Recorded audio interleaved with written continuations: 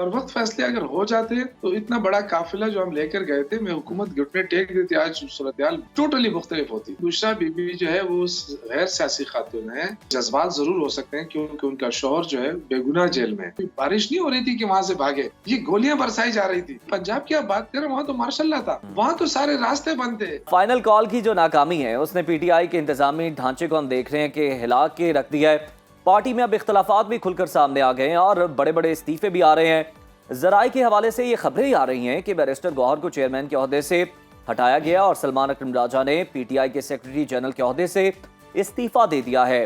Party में तनकीद और इख्तलाफात के बायस सुन्नी इत्तेहाद काउंसिल के सरबराह साहिबजादा हामिद रजा ने पीटीआई से अपनी राहें जुदा कर ली हैं।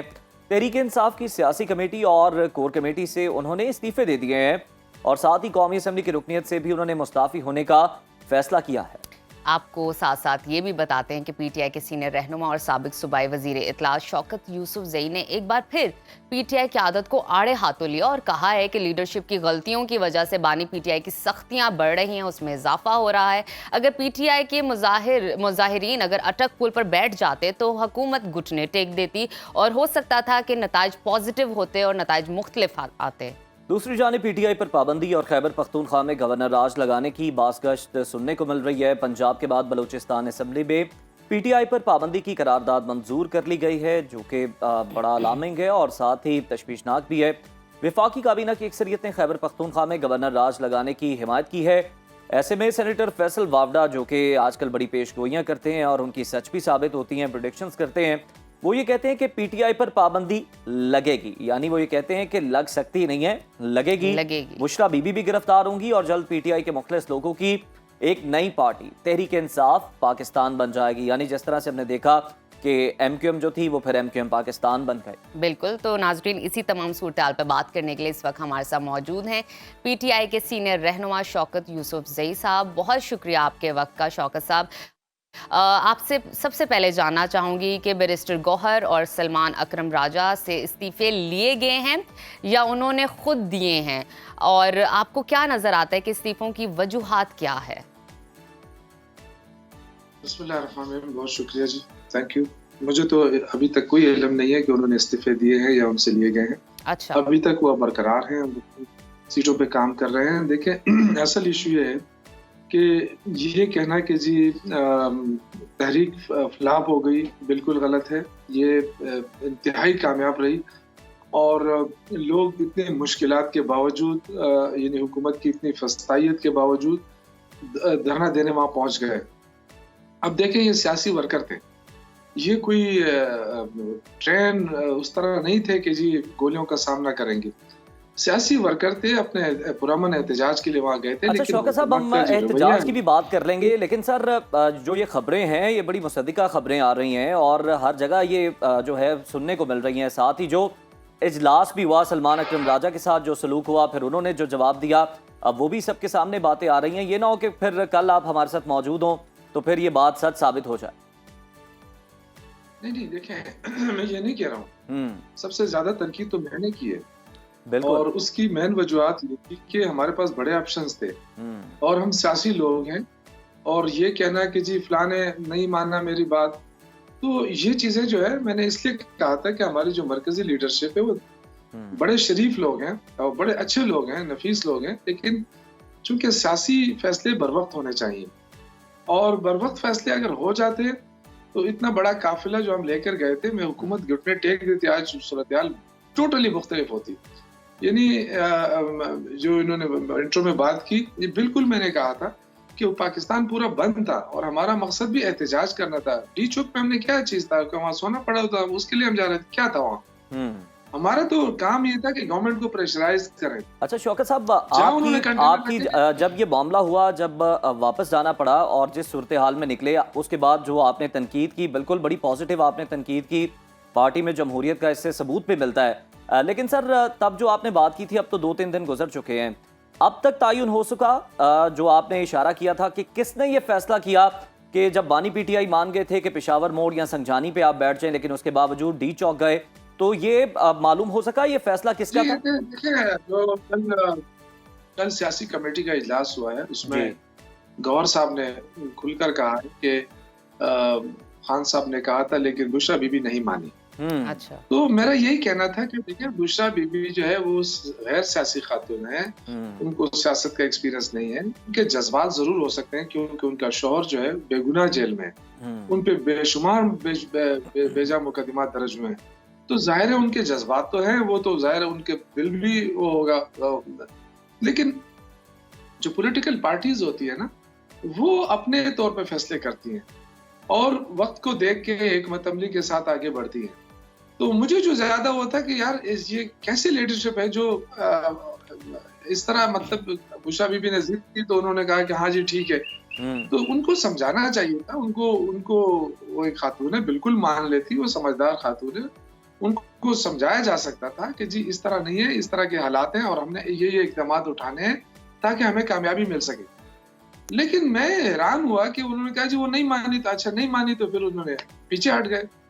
तो ये चीज जो थी ये काबिले माफी नहीं है मेरे नजदीक। बाकी जमहूरियत है, पार्टी है, बहुत बड़ी पार्टी है। मैं तो एक छोटा सा वर्कर हूँ, मैं इसकी निशानदेही कर सकता था, मैंने कर लिया।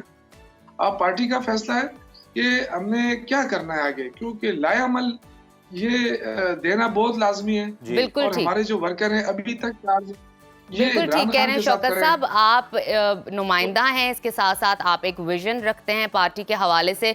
मुझे ये बताइएगा कि फॉर इंस्टेंस अगर हुकूमत पीटीआई पर पाबंदी लगाती है या केपी में गवर्नर राज लगता है तो फिर तहरीक इंसाफ का क्या लाहे अमल होगा? बानी पीटीआई जेल में हैं और क़यादत इख्तलाफात का शिकार है। ज़ाहिरी बात है आपका अपना ओपिनियन है, बुशरा बीबी साहिबा का अपना ओपिनियन है। ऐसी सूरत हाल में पीटीआई क्या करेगी जहाँ पे इतनी डिवीजन क्रिएट की गई है? नहीं, देखें डिवीजन कोई भी नहीं है। ये देखें लोग इमरान खान के साथ खड़े हैं। लीडरशिप जो हमारी है, अगर मैं पार्टी से निकाल दिया जाऊं या कोई और चला जाए या कोई ओहदे से इस्तीफा दे, इससे कोई फर्क ही नहीं पड़ता है पीटीआई पे। अल्हम्दुलिल्लाह वो ऐसी पार्टी बन चुकी है कि कोई आए जाए कोई फर्क नहीं पड़ेगा। लोग इमरान खान के साथ हैं। ये जो गवर्नर राज की बातें है ना, ये बिल्कुल मासूमाना बचगाना है और ये फस्तायत का मुजाहरा कर रही है कि इतना आपने जुल्म किया वर्करों के साथ, जबर किया तहरीक इंसाफ के साथ, लीडर को जेल में डाला, बहुत सारे लीडरों को जेलों में बंद किया, वर्करों को बंद किया, इतना तशद्दुद किया, इसके बाद भी आपका दिल नहीं भरा है, क्योंकि यह जमहूरियत नहीं है। ये जमहूरियत का सत्यानाश करना चाहते हैं। हुकूमत जो कुछ कर रही है ये बिल्कुल जमहूरियत के खिलाफ है। हमने एहतजाज किया, क्या इससे पहले डी चौक में एहतजाज नहीं हुए हैं? बहुत सारे एहतजाज हुए। अगर डी चौक भी पहुंच गए तो कौन से क़यामत आ गई थी? बर्दाश्त कर लेते, 2 दिन 3 दिन 4 दिन, वैसे भी सर्दी थी। सर वो कह रहे थे कि आप 2-4 दिन रुक जाते, कि बेलारूस के सदर आए हुए थे और डेलीगेशन था साथ उनके, तो आप थोड़ी देर रुक जाते। ये देखें, ये तो हुकूमत का बहाना है। बेलारूस का सदर ना भी आता तो ये इन्होंने करना ही करना था। आपको पता है कि जब ये एनओसी भी दे देते थे ना हमें किसी जलसे जुलूस के लिए, तो उसके बाद भी कंटेनर खड़े करते हैं। ये खौफजदा है आवाम से। इनको पता है कि तहरीक इंसाफ के लोग निकलते हैं। फिर उसके बाद रऊनत देखें कि इन्होंने गोलियां भी चलाई और लोगों को मारा भी, और फिर कहते हैं जी कैसे हमने भगाया, कैसे हमने सफाया किया। यार ये सियासी वर्कर थे, ये कोई बारिश नहीं हो रही थी कि वहां से भागे, ये गोलियां बरसाई जा रही थी। उनको हमने इसलिए ट्रेन नहीं किया था कि गोली से कैसे बचना है। हम तो सियासी वर्कर हैं, सियासी पुरअमन एहतजाज करना चाहते हैं। लेकिन जो बुनियाद रखी है इन्होंने, ये इंतहाई खौफनाक है। ये मैं कहता हूँ कि जो इंसानी हकूक की तंजीमें हैं, जो जमहूरियत पे यकीन रखने वाले ममालिक हैं, वो उनको आवाज उठानी चाहिए कि कौन सी फस्तायत हुकूमत कायम है पाकिस्तान के अंदर, कितना जुल्म हो रहा है। अच्छा शौकत साहब, ये तो बिल्कुल हुआ, देखा भी गया। ये बताएं कि अब आप लोग क्या गौर कर रहे हैं कि पार्टी में कोई तब्दीलियां लाएंगे? क्योंकि अगर हम पंजाब की बात करें, चले केपी से तो हमने देखा बड़ी तादाद में लोग आए, पंजाब से उस तरह नहीं निकले। हमाद अजहर साहब को लेकर बड़ी तनकीद हो रही है, सलमान अकरम राजा के साथ जो हुआ वो भी सबको पता है। तो ऐसी सूरत हाल में क्या कोई हम तब्दीली देख सकते हैं? अगर ये खबरें सच साबित हो जाती हैं इस्तीफों की, तो फिर क्या ऑप्शंस हैं नए चेयरमैन के लिए, मरकजी सेक्रेटरी जनरल के लिए और दीगर ओहदों के लिए? अहम देखिए, ये तो अब खान साहब से जब मिलेंगे और उन तक ये बात पहुंचेगी तो वो फैसला कर सकते हैं कि कौन आइंदा का हो सकता है। ना भी हो तो ये भी जारी रहे। हमारे ये अच्छे लोग हैं, कोई वो नहीं है कि हम कहते हैं कि ये इंसान से गलतियां भी होती हैं, सोच समझ मशावरत की थोड़ा सा फुकदान था, कोऑर्डिनेशन नहीं थी। तो बाकी पंजाब की आप बात करें, वहां तो मार्शल्लाह था, वहां तो सारे रास्ते बंद थे, वहां कैसे पैदल आ सकते थे लोग? गुजरात से भी नहीं आ सकते पैदल। तो तो उसमें तो टाइम लगता। बहुत सारे लोगों को देखें घरों से उठाया गया, उनके घरों पे रेड किया गया। जो जुल्म फसायत पंजाब के अंदर है वो तो कभी अपने तारीख में नहीं देखी। कोई बंदा उठ ही नहीं सकता है, उसकी आवाज नहीं उठा सकता सियासत के लिए। तो ये सारी जिंदगी तो ये लोग कायम नहीं रहेंगे ना। इन्होंने भी तो अल्लाह को जवाब देना है, इन्होंने आवाम को भी जवाब दे होना है। तो ये जो कर रहे हैं, अल्लाह करे कि इनको ये नसीब हो जाए। ये जो कर रहे हैं, ये मैं कहता हूँ पाकिस्तान की तारीख में ऐसा नहीं होगा। ये एक तरफ दावा करते हैं कि हम तरक्की कर रहे हैं, तरक्की चाहते हैं, तरक्की के लिए तो अमन चाहिए जी। अगर देखें सपोज अगर पीटीआई के लोग वहां धरने पे पहुंच गए थे, तो हुकूमत को चाहिए था कि मुज़ाकरात की तरफ थोड़ा सा अपना रवैया नरम रखे, बातचीत आगे बढ़ाते। हम सारे वहां इस्लामाबाद में मौजूद थे। शौकत साहब, आपने एक बड़ा अहम नुक्ता जो है ना वो डिस्कस किया है। सर बिल्कुल आपकी बात ठीक है कि पंजाब में खासतौर पर लाहौर में हमने देखा कि तमाम जो थे दाखिली खारजी रास्ते बंद थे, किस तरह से कंटेनर्स लगाए गए थे, जो भी मामला थे। लेकिन आप नहीं समझते कि बानी तहरीक इंसाफ की जानिब से भी कोई स्ट्रेटजी जो है उसको मद्देनजर नहीं रखा गया?